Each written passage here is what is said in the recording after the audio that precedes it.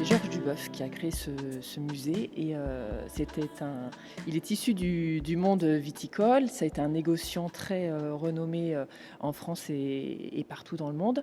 Et il a voulu vraiment montrer l'importance du rôle du train à l'époque. Donc c'est pour ça qu'il a fondé un décor dans lequel voilà, on est un peu immergé et c'est une reconstitution d'un hall de gare style 1900.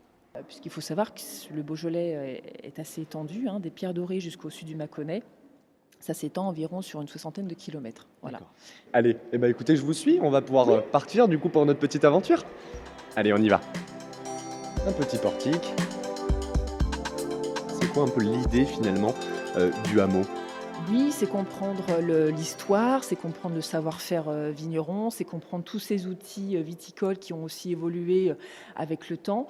Donc voilà, et c'est aussi un hommage aux vignerons et à tous les secteurs d'activité qui gravitent autour du métier du vigneron. Puis on parle aussi de l'époque romaine, Jules César, voilà, qui est arrivé ici, et on dit que voilà, Juliena viendrait du nom Jules César.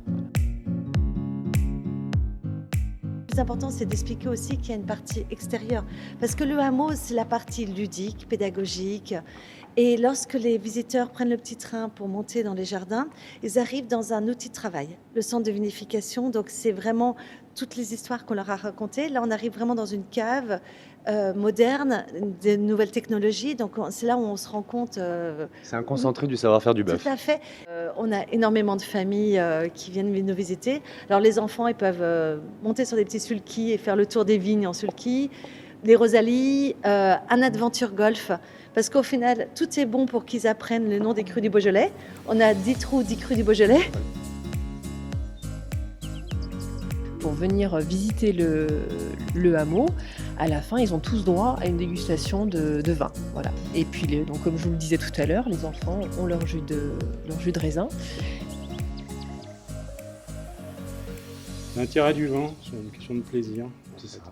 Parce qu'on boit du vin pour ça quand même. Bah faut oui. toujours se ramener à cette évidence-là. C'est la notion du Qui temps. parfois n'en est pas une, c'est on boit du vin pour le plaisir. Mais Pardon ? il n'y a pas besoin d'être spécialiste pour avoir du plaisir. Il n'y a pas besoin d'être écrivain pour apprécier un bon livre.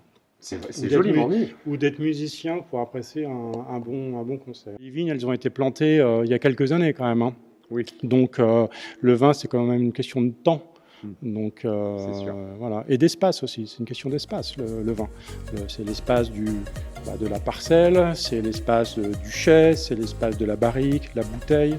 Donc non, l'espace compte beaucoup dans l'univers du vin, le temps également.